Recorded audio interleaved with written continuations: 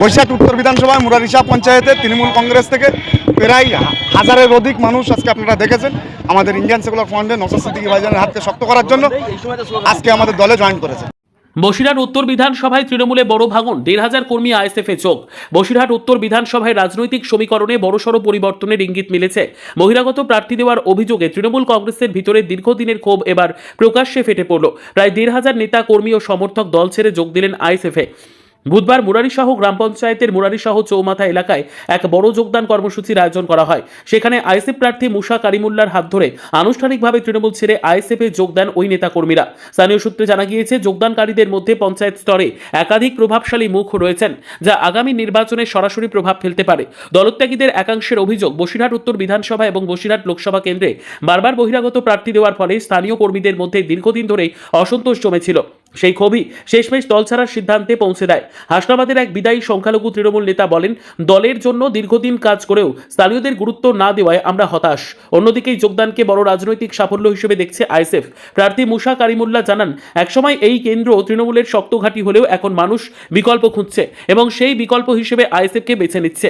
তিনি এই কেন্দ্র থেকে জয়ের ব্যাপারে আশাবাদী বলেও দাবি করেন। যোগদান কর্মসূচির পাশাপাশি এলাকায় জনসংযোগেও শুরু করেছে আইএসএফ। নতুন সদস্যদের সঙ্গে নিয়ে বাড়ি বাড়ি প্রচার চালান দলের প্রার্থী। এই দলবদলের পর তৃণমূলের সংগঠন কতটা প্রভাব পড়বে তা নিয়ে রাজনৈতিক মহলে জোর জল্পনা শুরু হয়েছে। পাশাপাশি বহিরাগত প্রার্থী ইস্যু আগামী নির্বাচনে বড় ফ্যাক্টর হয়ে উঠতে পারে বলেও মনে করা হচ্ছে। আজকে আইএসএফে জয়েন করছি, আইএসএফ এবং জোটের সিপিএমের আইএসএফ এবং জোটের সিপিএমে জয়েন করছি। মুরারিশাহ পঞ্চায়েতের।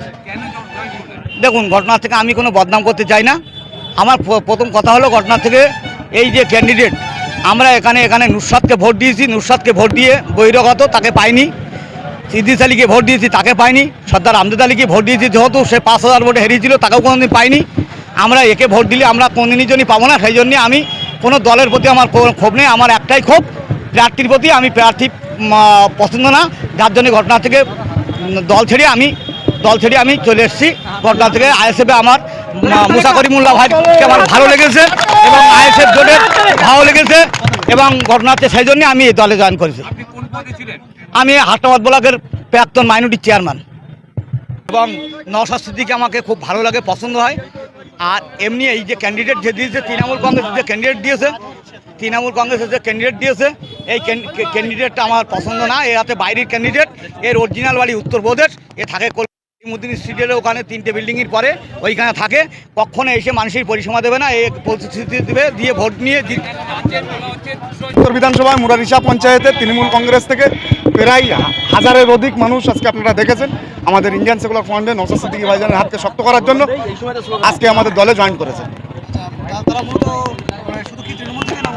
শুধু তৃণমূল কংগ্রেস থেকে জয়েন করেছে এবং কিছু কংগ্রেস কর্মী ছিল, অন্য জায়গা থেকেও আছে। এবং আমাদের এই জয়েনিং পর্ব আমরা একদিন পর্যন্ত আমাদের সঙ্গে প্রচুর পঞ্চায়েত থেকে, বিভিন্ন পঞ্চায়েত থেকে উত্তর বিধানসভা ব্যাপী তৃণমূল কংগ্রেসের পঞ্চায়েত সমিতি এবং মেম্বারতে শুরু করে এমনি হেভিওয়েট নেতারা আমাদের সঙ্গে যোগাযোগ রেখেছিল। আমরা জয়েনিং পর্ব বন্ধ রেখেছিলাম, আজকে থেকে শুরু করলাম। আগামী দিনে দেখবেন তৃণমূল কংগ্রেসের প্রত্যেকটা পঞ্চায়েত থেকে এবং বিধানসভা স্তরের নেতৃত্বরা আমাদের সঙ্গে জয়েন করছে। তৃণমূলের শক্ত ঘাঁটি বলে পশ্চিমবাংলায় এখন কোনো বিধানসভা নেই। মমতা বন্দ্যোপাধ্যায় নিজে হেরেছেন এবং মমতা বন্দ্যোপাধ্যায় এখন দাঁড়িয়েছেন হারার সম্ভাবনা আছে।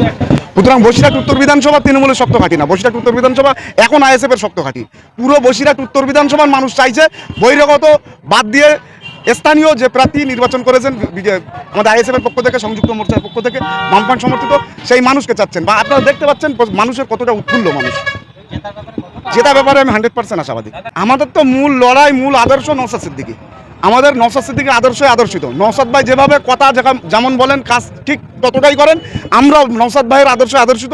যেটা কথা বলবো, যেটা প্রতিশ্রুতি দেবো, আমরা 100% সর্বপ্রথম সেই প্রতিশ্রুতি পূরণ করবো। সংগ্রাম, কৃষকের সংগ্রাম।